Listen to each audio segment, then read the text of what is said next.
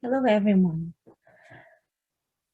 Today, we're going to talk about Erik Erikson's stages of psychosocial development, and this is under the basic concepts of personality.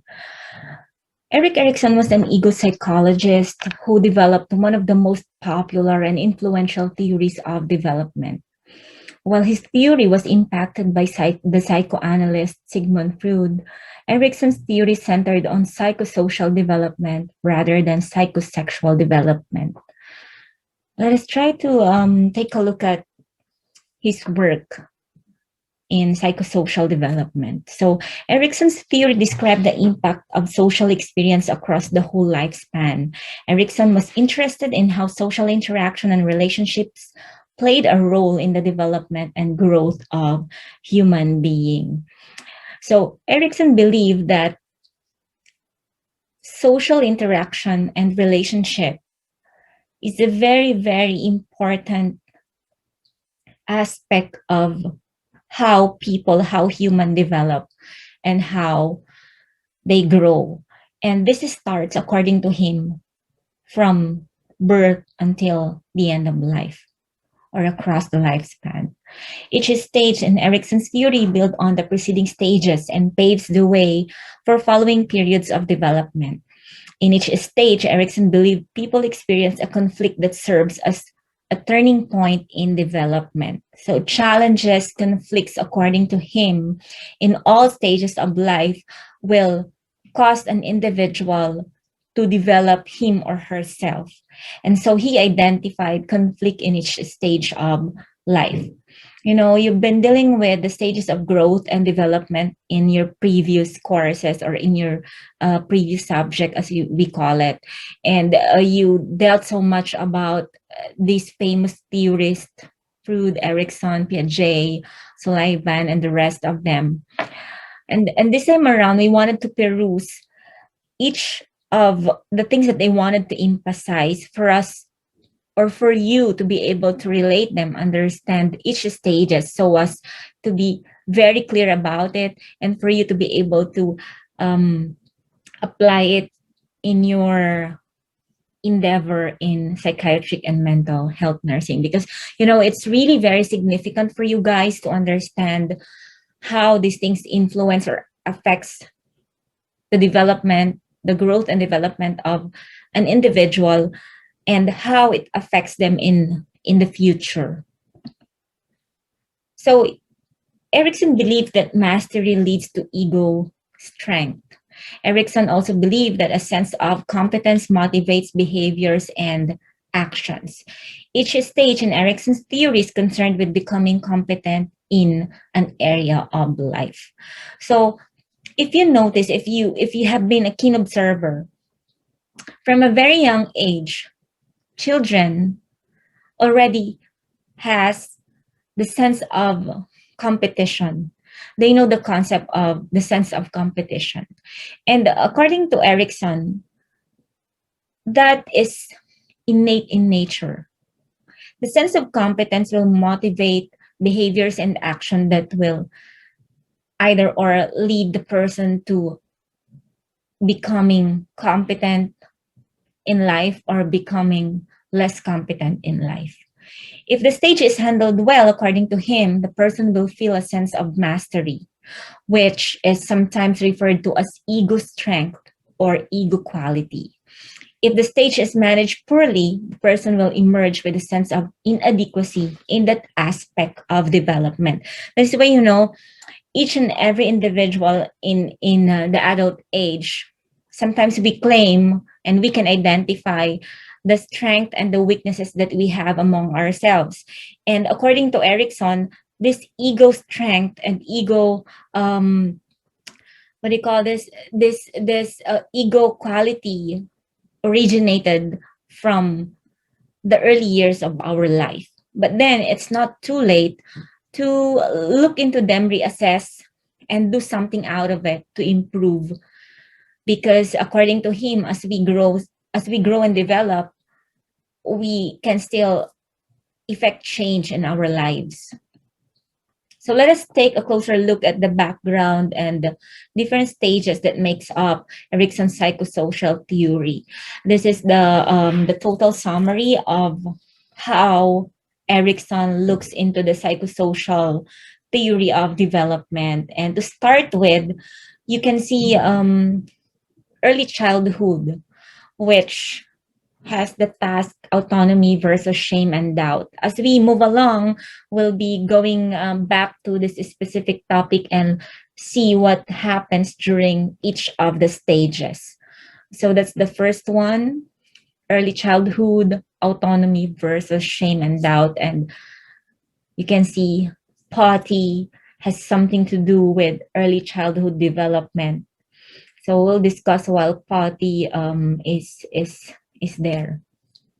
Okay, but prior to that, of course, we have infancy, which is 0 to 18 months, and here we deal, according to Erikson, we deal with trust versus mistrust, which means that the infant has to develop trust over mistrust in order to have a better development in terms of psychosocial aspect as he or she grows. And then followed by that, early childhood. And then we have preschool, which is concerned with initiative versus guilt. Okay, initiative versus guilt. And followed along by school age, industry versus inferiority. Industry versus inferiority. And then we have adolescence, identity versus role confusion, which of course you are still under that age. Some of you still under this stage, and some of you are already in the young adulthood stage, which is intimacy versus isolation. And we also have middle adulthood, which is concerned with generativity versus stagnation. And finally, we have maturity, which is ego integrity versus despair. So like I said, we'll be going into each of those stages as we move along. And also, I would like to share a brief summary of the 8 stages so that at least you have a glimpse of the summary of the important psychosocial stages. And I have included there the age, the conflict, or the task, as we call it sometimes. And we have the important events that you have to look into and the outcome that is hopefully and that we try to develop at least. Okay, so let's just look into it quick before we proceed with our specific discussion. So here, when infancy covers birth to 18 months, like I mentioned a while ago, and the conflict will be between trust versus mistrust. And according to Erikson, the most important event here is feeding the child. So the role of the parent, mother to be specific, parents for others, they contribute both to taking care of the child, or a caregiver.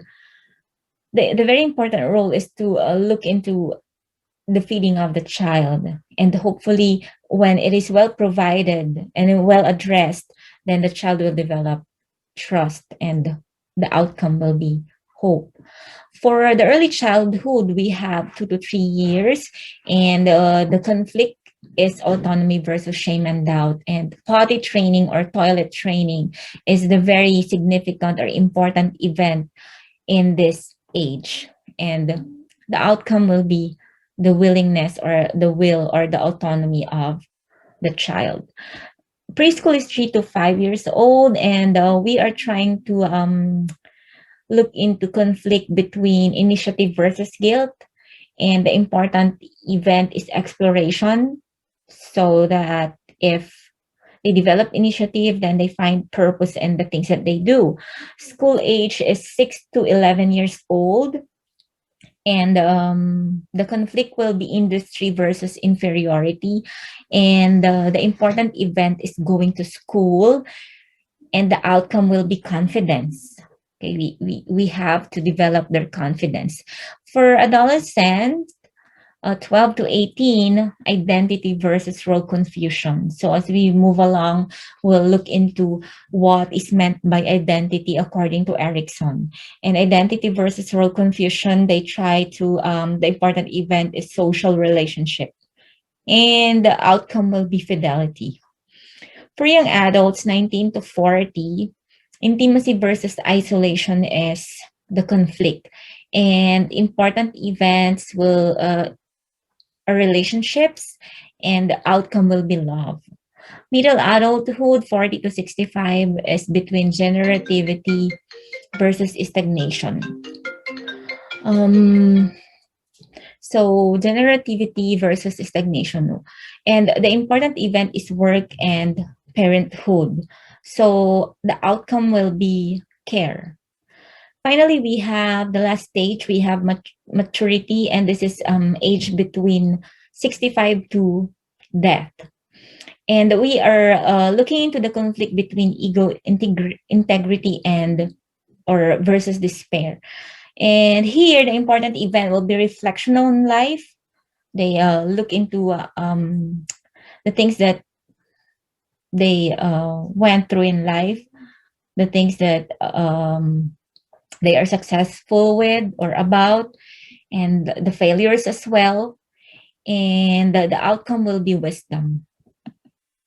So now this time around, let's try to take a look at each stages and have a look of how Erickson came up with the expectations, results, and the roles of these conflicts in the lives of the kids from 0 to 18 months. So in stage 1, we have trust versus mistrust. And if a child, according to him, successfully develops trust, the child will feel safe and secure in the world.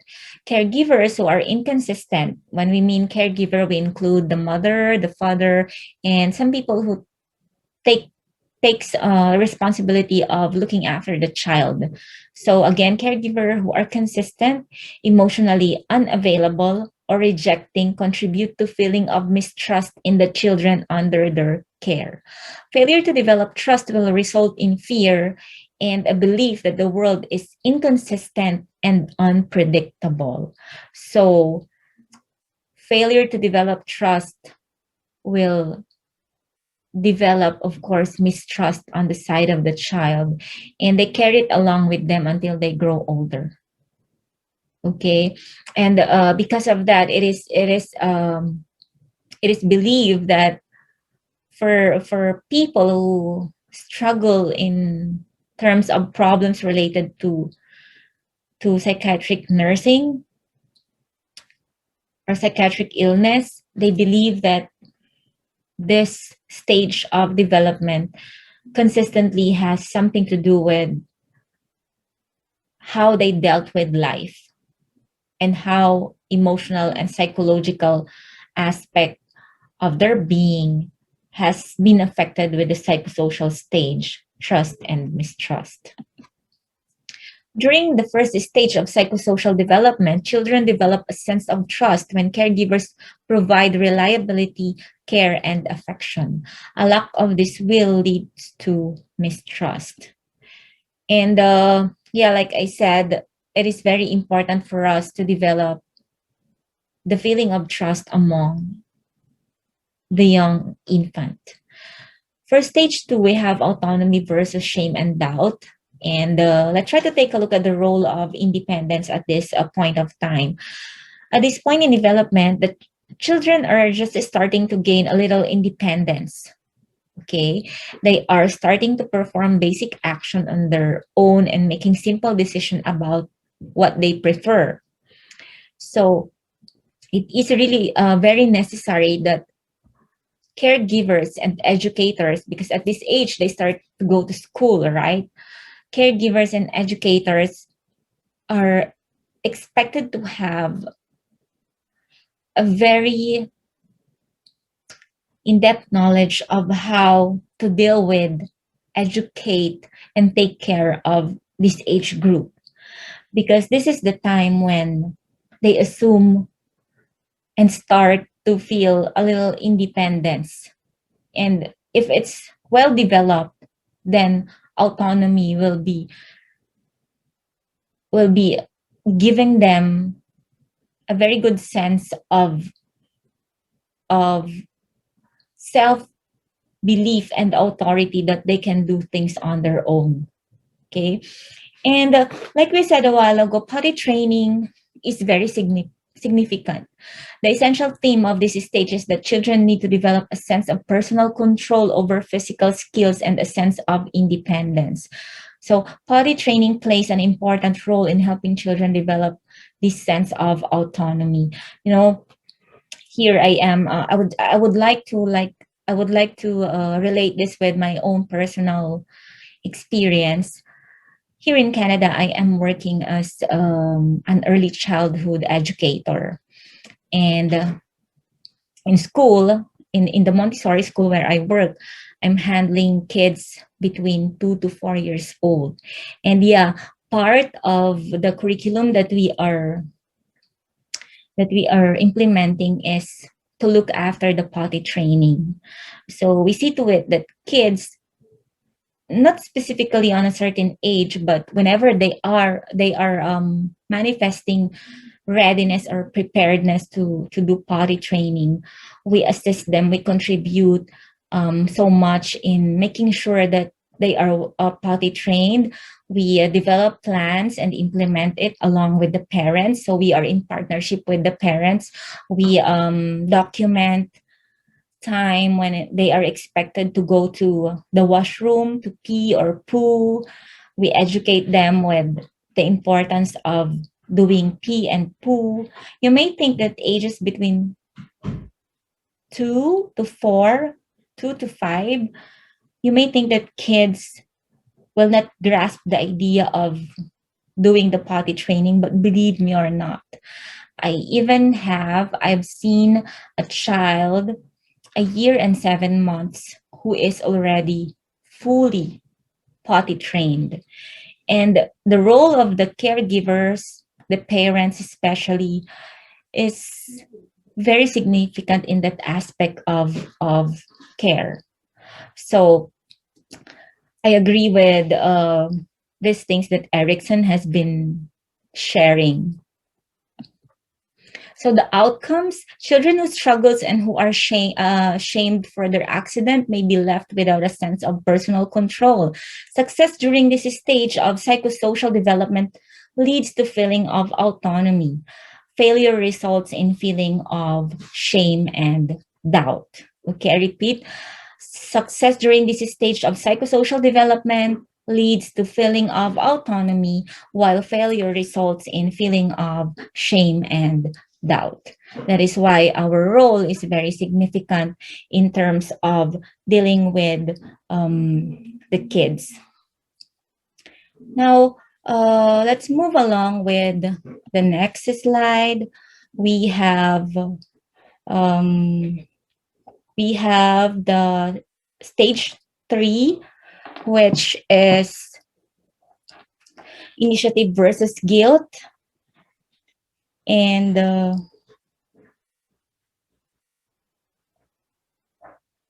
initiative versus guilt. Children who are successful at this stage feel capable and able to lead others. Those who fail to acquire these skills are left with sense of guilt, self-doubt, and lack of initiative. And the outcome of this stage is the major themes of the third stage of psychosocial development is that children need to begin asserting control and power over the environment. Success in this stage leads to a sense of purpose. Children who try to exert too much power experience disapproval, resulting in sense of guilt. So that's the things that Erickson would like to emphasize in terms of initiative versus guilt. So it's really very important for us to look into these aspects so that at least we contribute a piece of important skill that a child will bring until the child grows older. Number 4, we have or a stage 4, we have industry versus inferiority. Children need to cope with new social and academic demands. Success leads to a sense of competence, while failure results in feelings of inferiority. And yeah, if you try to take a look at this stage, industry versus inferiority, it really plays a very big aspect in terms of this stage that people are expected to really develop the sense of competence. And it's so when you try to take a look at the failure's result, which is feeling of inferiority, it's really very hard to deal with.